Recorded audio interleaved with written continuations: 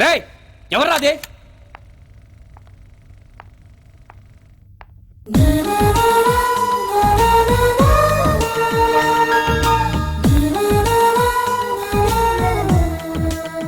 మీ బాబాయిలతో వచ్చి నన్ను బొక్కలతో ఇస్తావు అనుకుంటే ఏంటిదంతా? నా ఫీలింగ్స్. సినిమా థియేటర్లో ఉండేవాడివి కదా, ఇలా చెప్తే నీకు అర్థమవుతుందని. కొంపదీసి లవ్వా? నీతో కలిసున్నది వారం రోజులే అయినా మన మధ్య ఎన్నో సంవత్సరాల పరిచయం ఉందనిపిస్తుంది. మ్యాటర్ సీరియస్ అన్నమాట. ఇలాంటి సీన్లు మన ఇంటికి పడవు. డబ్బులు ఇస్తే చిత్త కొట్టడం, ఆ డబ్బులతో ఫుల్గా మందు కొట్టడం, అంతే మనకు తెలుసు. నిజమే, మొదట నిన్ను చూసినప్పుడు నీ మీద అసహ్యం కలిగింది. నన్ను కిడ్నాప్ చేసినప్పుడు నీ మీద ద్వేషం కలిగింది.